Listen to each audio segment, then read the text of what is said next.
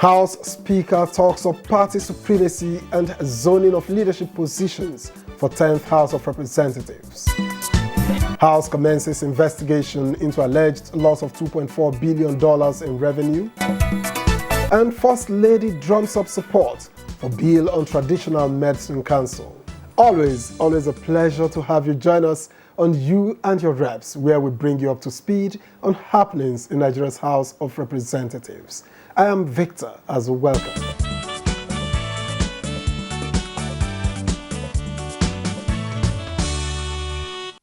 As interested members continue to jostle for various leadership positions of the 10th National Assembly, Speaker House of Representatives Femi Gbajabiamila is calling for recourse to party supremacy. The Speaker, in an exclusive interview with NTA, recognized constitutional right of ranking members to vie for available positions, but pointed out the importance of zoning due to the diverse nature of Nigeria's ethnicity. I am the Speaker of the House. I'm a party leader, and I cannot go against the position of the party or confront my party. What is important for me is a Speaker that I will be proud of. Every single member of the House will be proud of that. This is the Speaker of the Federal Republic of Nigeria, and I know we can find people that can fit that picture, that can picture that in every zone in Nigeria. So whatever zone the party zones, so and that is the only time I can, quote unquote, perhaps show my hand and decide who to support. Everybody that's contesting is a very good friend of mine, but unfortunately that is politics. Our politics is local. This has to be zoned. The Speaker, who said for now he has no preferred candidate, added that he is, however, interested in the emergence of the best man for the job.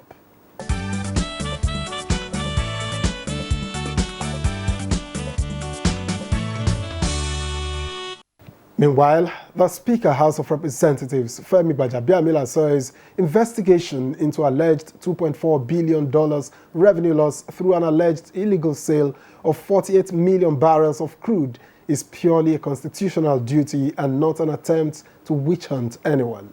The 1999 Constitution, as amended and standing orders, empowered the House of Representatives to embark on this type of investigation. The motive is to determine the veracity or otherwise of the humongous amount alleged to have been lost from the sales of 48 million barrels of the nation's crude in China.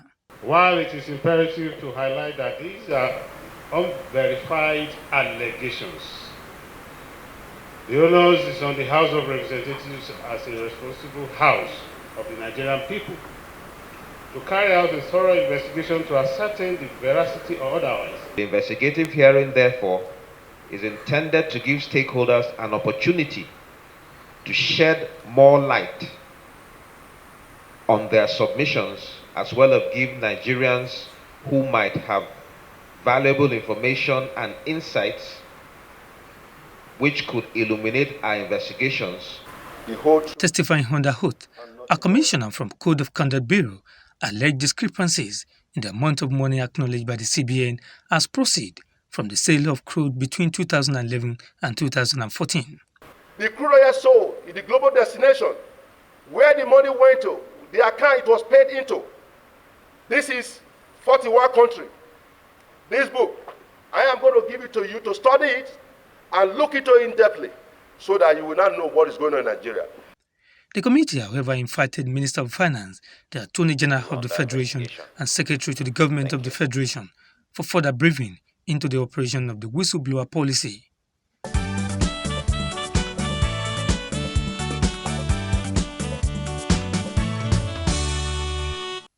First Lady of Nigeria, Aisha Muhammadu Buhari, says it is long overdue for the country to take full advantage of both medicinal and economic values of its abundant herbs. Now, this was in a message to the House of Representatives hearing on an establishment bill for Nigerian Traditional Medicine Council.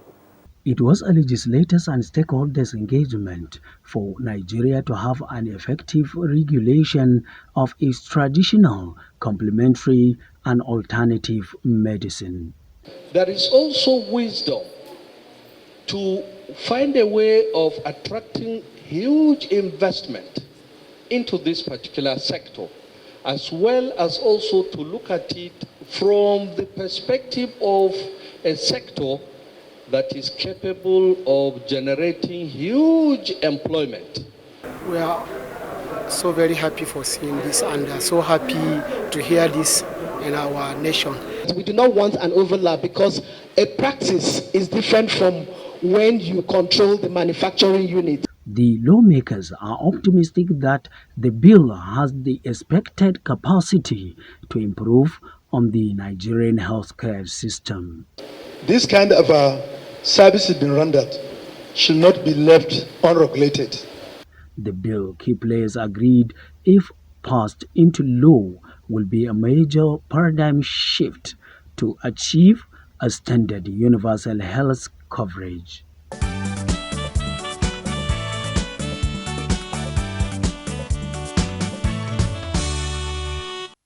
And later on, you and your reps engaged Deputy Chair of the House of Representatives Committee on Health Institutions, Samuel Adejari, on the import of the Nigerian Traditional Medicine Council Bill.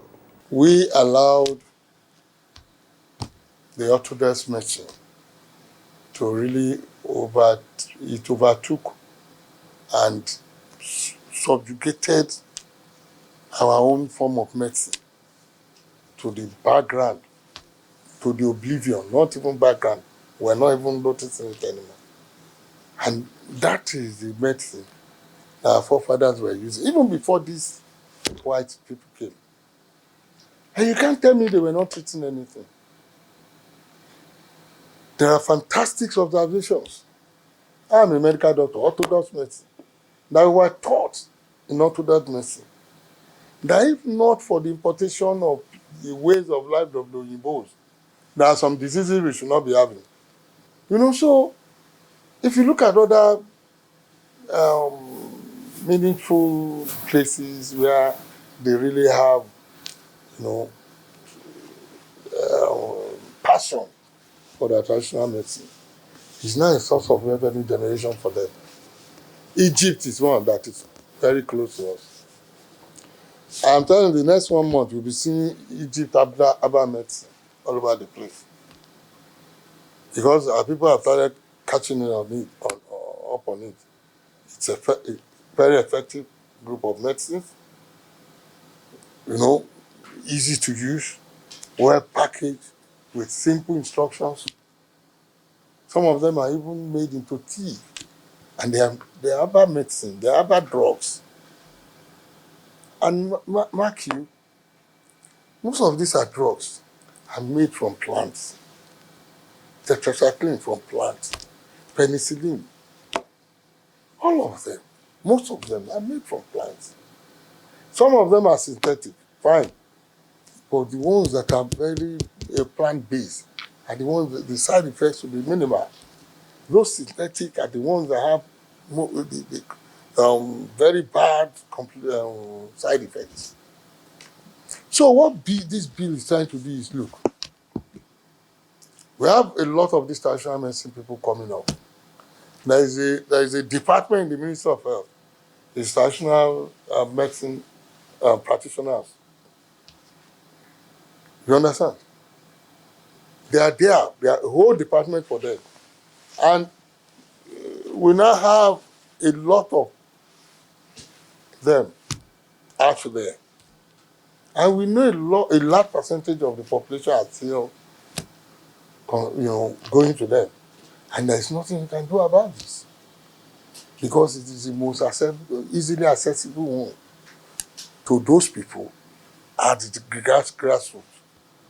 They don't need to they use their abode for their practice. They don't need to build big hospitals or anything unless, from what we are trying to do now, where we all catching on it, the government is going to be forced to build hospitals that will be basically traditional or traditional coexisting with the orthodox side by side. So that there is no need of saying, okay, this makes this disease. You know, in some hospitals, they will tell you it is not orthodox medicine. that you should carry the person to your home and go to all these herbalists. Why don't you bring the herbalists into the hospital? Cases like that, they don't need to go to them. Let them to be practicing herbals outside there. That's how China has broken through all those barriers. This law is like their own council that can register them and monitor them. Because when you leave them, they will just be doing whatever they want to do. This council will make sure that they practice traditional medicine in the appropriate way to meet world best practices.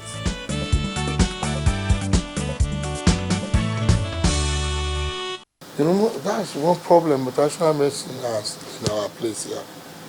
There is no dosage. This one say drink a whole cup. This one say drink half. This one in Lorry is adding. All these big bowls they used to take kogi. They would say take a bowl of that. You know, there will be standardization and there will be research, you know, with this bill. This bill is like we have the Medical and Dental Council of Nigeria. It regulates, promotes,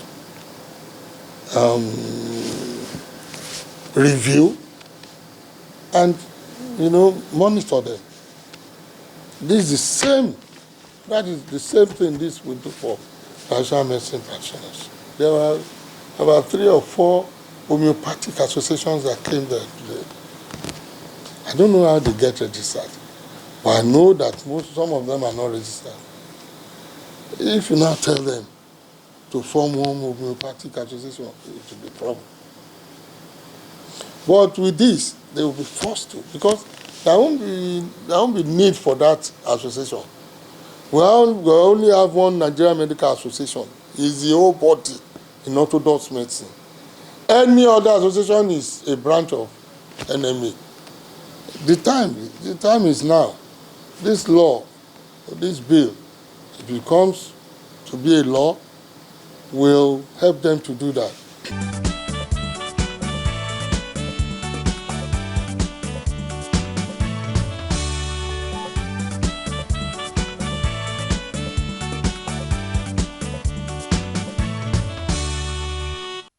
The phrase supplementary budget is our focus on the legislative terms and tools segment.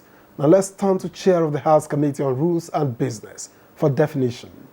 For example, if the budget was premised on, say, $80 per barrel, and suddenly there was an increase or decrease. If there's an increase in the price of crude, now the executive now review its priorities.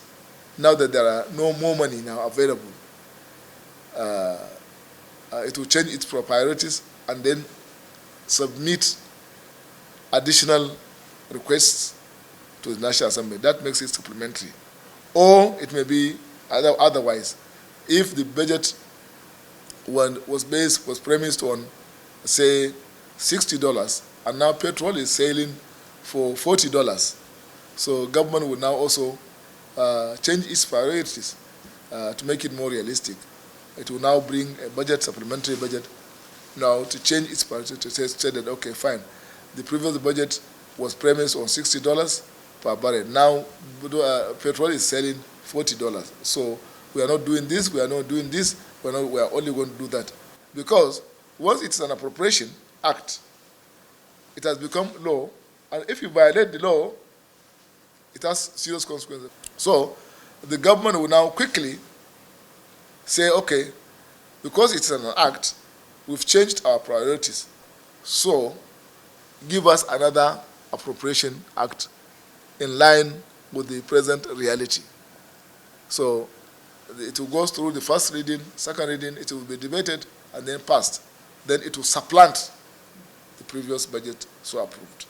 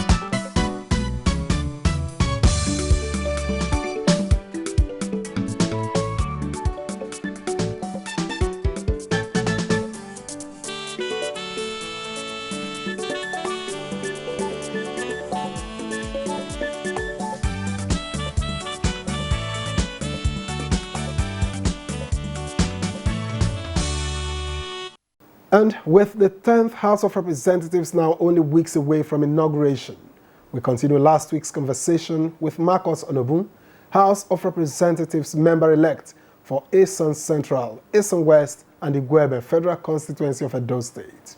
He spoke on a wide range of issues, including meeting of minority parties in the soon-to-be inaugurated 10th House.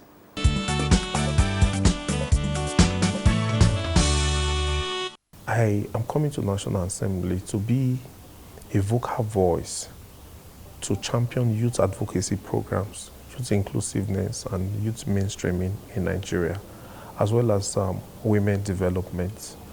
I have spoken in different fora talking about women development, giving women that equal opportunity in all areas. Some people have argued, you know, are you going to push for this 35% affirmative action, or you are going to push for 40% or whatever? For me, I think that that is even limitation on the part of the women. But what we are pushing for is that women should be given equal opportunity without any form of discrimination in all areas. Why do we have political parties today, and amongst all positions, only one position of that of a woman leader is zoned to a woman? Women should be able to come out to as well become chairmen, secretaries, and other positions in the political party.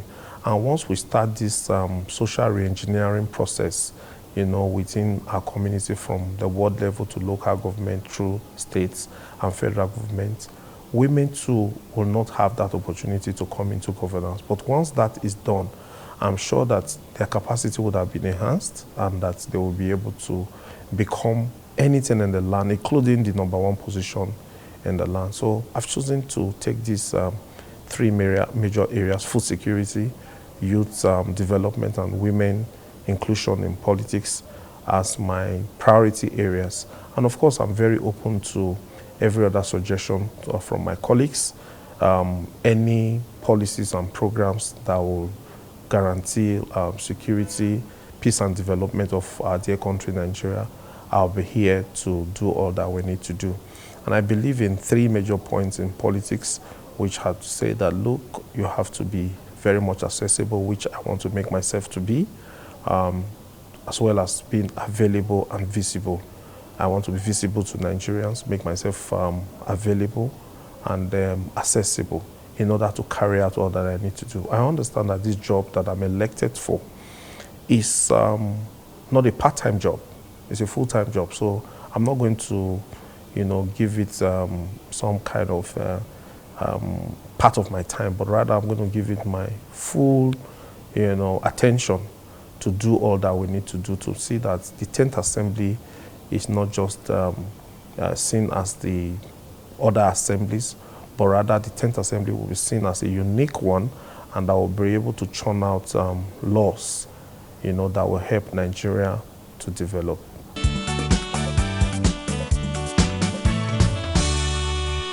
We had our meeting of the minority caucus of the 10th Assembly, those members elect, both old and new. And one thing that was taken out of that meeting was the fact that we called ourselves the greater majority.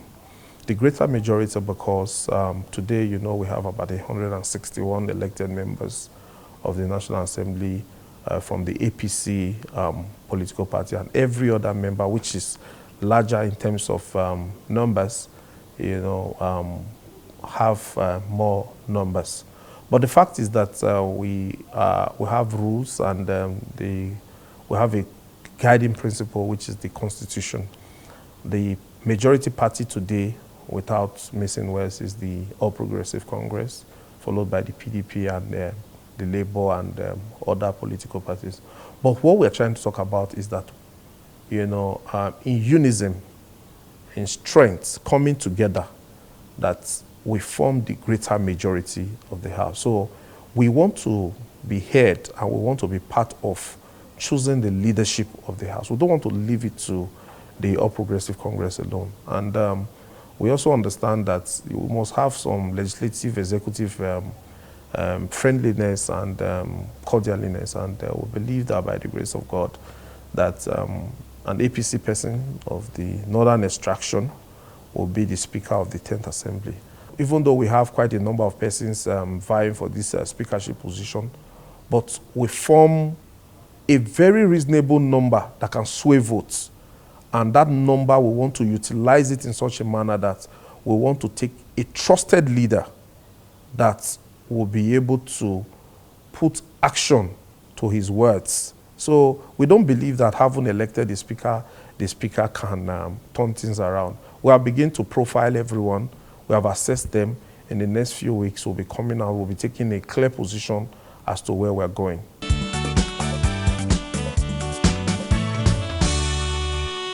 If you check the crop of leaders who have come to 10th Assembly, you'll see that it's no longer business as usual. Before now, you see that it's basically a two-party system where it looks as if it's only the bourgeois that have the opportunity, who have the wherewithal to get party tickets, you know, and come to National Assembly, and you just have the majority and the minority party. But today, looking at the number of parties we have in the 10th Assembly, today we have the APC, the PDP, the Labour, the NNPP, the APGA, the SDP, the ADC, and the YPP, I guess. You know, these are people whom the Nigerian masses had reposed their confidence. And because of the wide wind that blew on the 25th of February during the last presidential election, Nigerians have come to the reality and the realization that, look, we must have to be on the part of the people. And the only way you can show that is that, look, you have to come to the National Assembly and do the needful and let Nigerians feel your impact. So rather than everyone coming to think of how many committees or what chairman of committee you are coming to do, everybody, I could see, you know, from my interaction in the last few days, I could see that everyone is on their toes, thinking, making researches to think of how to make meaningful contributions to the 10th Assembly. And above all, I also see that in the next few weeks, we'll be choosing, you know, a leader, a detribalized Nigerian, a man who believes that, look, we are at a time when Nigerians need the unity more than ever before, a man who will be able to, you know, relate with everyone regardless of your background and your political party. And having chosen such leader, I want to believe that 10th Assembly will be that assembly that everybody will reference in the future to say, oh, until we had the 10th Assembly, there was no remarkable, you know, changes that had to do with the National Assembly. So I'm very confident. I know of myself and I know of a few others I've interacted with. But going forward, we'll begin to identify ourselves and know that we are going to make very meaningful impacts. I can serve in whatever capacity to making sure that Nigeria becomes a greater place. So regardless whether my party is in the majority or not, I will make myself available for the services to Nigeria.